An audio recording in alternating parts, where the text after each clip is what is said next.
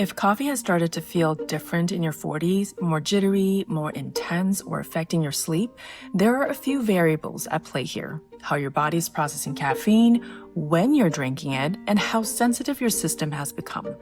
In perimenopause, estrogen and progesterone don't just decline, they fluctuate more unpredictably.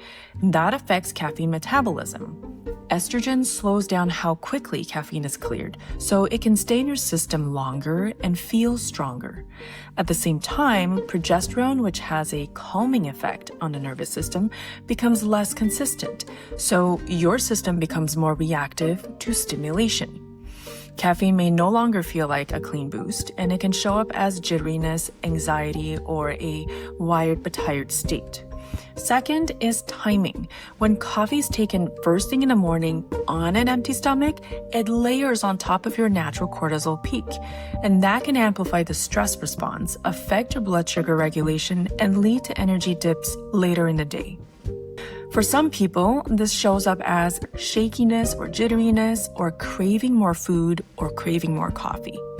In perimenopause, this tends to be more noticeable. Caffeine can also influence insulin response, which makes your blood sugar fluctuations more pronounced. Some women also notice increase in hot flashes or night sweats with caffeine. Third is sleep. Caffeine doesn't just affect whether you fall asleep, it affects how deeply you sleep. About half the caffeine you consume is still in your system 5 hours later. So coffee in the afternoon can still be active in your system at night. At a time when sleep is already becoming lighter, this can reduce recovery further. So as a general guideline, coffee after food and early in the day, ideally before 2 p.m. That tends to be better tolerated. And then there's the coffee itself. So I started noticing that different coffee brands felt different in my body. When I drank brands like Nespresso, Lavazza, or Starbucks, my Oura Ring would show a clear increase in stress level within 20 minutes. When I switched to a coffee marketed as mold-free, that stress response, interestingly, wasn't showing up in the same way. Coffee can contain compounds like mycotoxins if beans are poorly processed. At the same time, most commercial coffee is tested and considered safe. So, was it really the mold, or the coffee roasting level, or the bean type, or other compounds in the coffee? I don't know. But what I do know is what my ring tells me and what I feel in my body. So I use that as a reference for what works better in my system. If you have something like an Oura Ring or another wearable device to observe what happens 20 to 30 minutes after coffee, you can try out different brands and see for yourself. If you're feeling you're becoming more sensitive to coffee but not yet ready to quit, here are some simple adjustments. First, adjust the dose.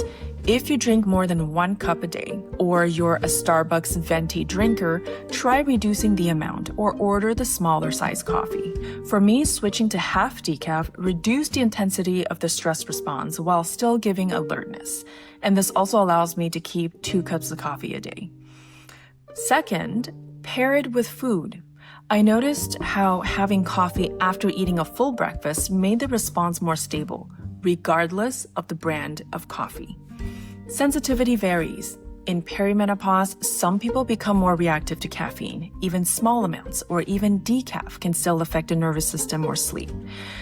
If caffeine no longer feels supportive, some people explore alternatives, like mushroom-based drinks, which often include lion's mane, reishi, and cordyceps. They're often sold as mushroom coffee, but it's nothing like coffee.